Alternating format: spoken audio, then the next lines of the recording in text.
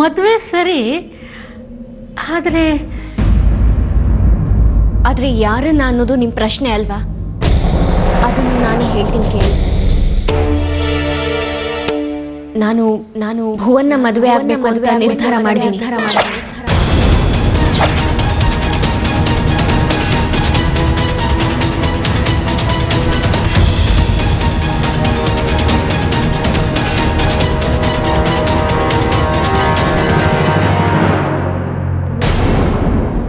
ಹೌದಮ್ಮ, ನೋಡು, ಬಹಳ ಯೋಚನೆ ಮಾಡಿನೇ ಈ ನಿರ್ಧಾರಕ್ಕೆ ಬಂದಿದ್ದೀನಿ ನಾನು.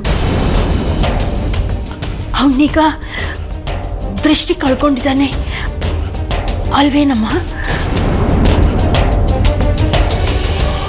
ಅವತ್ತು ಅವನಾಗೆ ಕೇಳಕ್ಕೆ ಬಂದಾಗ ನೀನು ಬೇಡ ಅಂತೆ, ಆದರೆ ಇವತ್ತು ಹೀಗೆ ಯಾಕಮ್ಮ ನಿರ್ಧಾರ?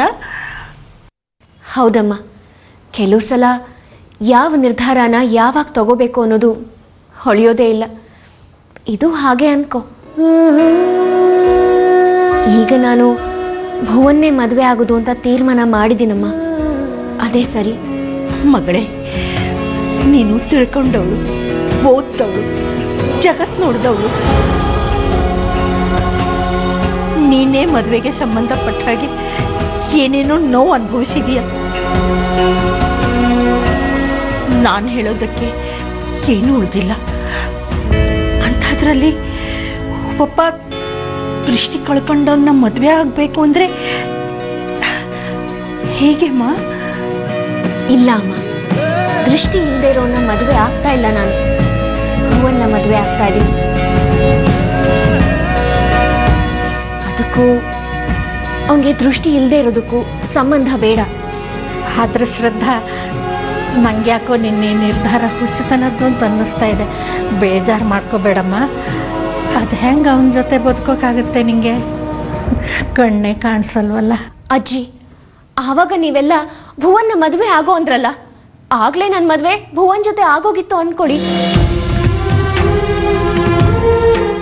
ಆಮೇಲೆ ಅವ್ನ ದೃಷ್ಟಿ ಹೋಗಿದ್ದಿದ್ರೆ, ಅಯ್ಯೋ ನಿನ್ ಗಂಡ ಕುರುಡ, ಅವನ ಜೊತೆ ಇರಬೇಡ, ಮನೆಗೆ ವಾಪಸ್ ಬಾ ಅಂತಿದ್ರ? ಅದು ಹೇಗಮ್ಮ ಆಗ್ತಿತ್ತು?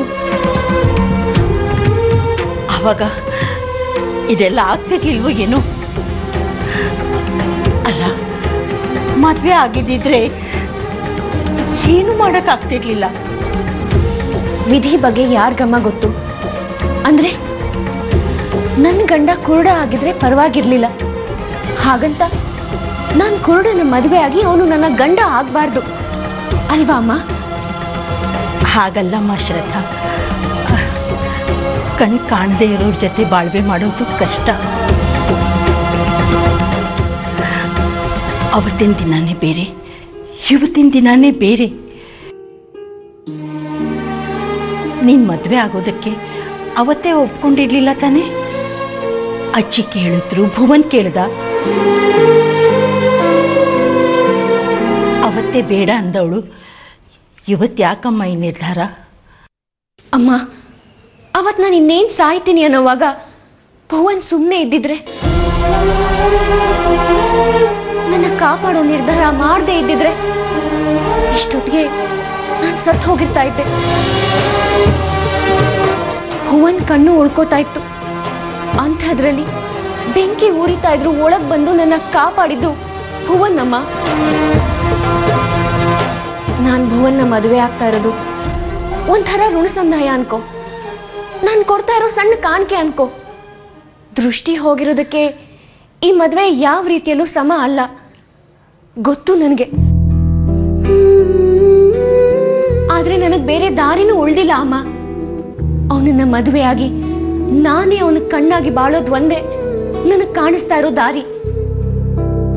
ಆದ್ರೆ ಶ್ರದ್ಧಾ, ನಿನ್ನೆ ನಿರ್ಧಾರ ಕೇಳಿ ನನ್ನ ಕರಳು ಚುರುಕ್ ಅಂತ ಇದೆ ನೋಡ. ಅವನು ಅಜ್ಜಿ ನೋಡಿ, ನಾನ್ ಮಾಡೋ ನಿರ್ಧಾರ ಮಾಡಾಗಿದೆ. ಜೀವನದಲ್ಲಿ ಯಾರ ಜೊತೆಗಿದ್ದೀವಿ ಅನ್ನೋದು ಮುಖ್ಯ, ಅವರು ಹೇಗಿದ್ದಾರೆ ಅನ್ನೋದಲ್ಲ. ಕಣ್ಣು ಕಾಣಲ್ಲ ಅನ್ನೋದು ಒಂದು ಸಣ್ಣ ವೈಕಲ್ಯ ಅಷ್ಟೇ, ಅದೇನು ದೊಡ್ಡ ವಿಚಾರ ಅಲ್ವೇ ಅಲ್ಲ. ಕುರುಡ ಆಗಿರೋದು ಅಪರಾಧ ಅಲ್ವಲ್ಲ ಅಜ್ಜಿ. ಅಮ್ಮ ನೋಡಮ್ಮ, ನಿನಗೆ ನಾನು ಖುಷಿಯಾಗಿರ್ಬೇಕು ಅಂತಿದ್ರೆ ಈ ಮದುವೆಗೆ ಒಪ್ಪಿಗೆ ಕೊಡಮ್ಮ ನೀನು. ಅಲ್ಲಮ್ಮ ಶ್ರದ್ಧಾ, ಎಲ್ಲ ಗೊತ್ತಿದ್ದು ಏನಮ್ಮ ಇದು? ಏನು ನಾನು ಏನು ಹೇಳಿ? ನೋಡು, ಭುವನ್ ಇದಕ್ಕೆ ಒಪ್ಕೊಂಡಿದ್ದಾನ? ಇಲ್ಲಮ್ಮ, ಅವ್ರ ಮನೆಯಲ್ಲಿ ನಾನಿನ್ನೂ ಈ ವಿಷಯನ ಹೇಳಿಲ್ಲ. ಮೊದಲು ನಿನ್ನ ಹತ್ರ ಹೇಳೋಣ ಅಂತ ಬಂದೆ. ಇನ್ನಷ್ಟೇ ಮಾತಾಡಬೇಕು. ಭುವನ್ ಈ ಬಗ್ಗೆ ಏನಂತಾನೆ ಅಂತನೂ ಗೊತ್ತಿಲ್ಲ ನನಗೆ.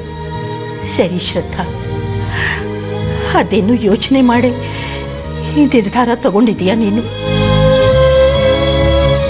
ನನ್ನ ಮನಸ್ಸಲ್ಲಿ ಅಳಕಿದ್ದೇ ಇದೆ, ಸುಳ್ಳು ಹೇಳಲ್ಲ ನಾನು. ಆದರೆ ಈ ಮದುವೆಯಿಂದ ನೀನು ಸಂತೋಷವಾಗಿರ್ತೀಯ ಅಂದರೆ ನನಗೆ ಅದಕ್ಕಿಂತ ಬೇರೆ ಖುಷಿ ಇಲ್ಲಮ್ಮ. ಆ ಭುವನ್ಗೆ ಬೇಗ ಕಣ್ಣು ಬರಲಿ ಅಂತ ದೇವರ ಹತ್ರ ಬೇಡ್ಕೋತೀನಿ. ಒಳ್ಳೇದಾಗ್ಲಿಪ್ಪ.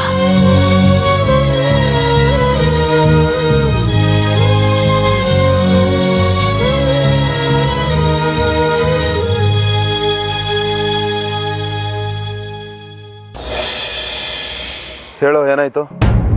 ನೋಡು ಗೌರವ್, ಇದು ತುಂಬ ಸೀರಿಯಸ್ ಆದ ವಿಷಯ. ನಿನ್ನ ಫ್ರೆಂಡ್ ಸುನಿಧಿ ಲಂಡನ್ಗೆ ಟ್ರಾವೆಲೇ ಮಾಡಿಲ್ಲ ಕಣ.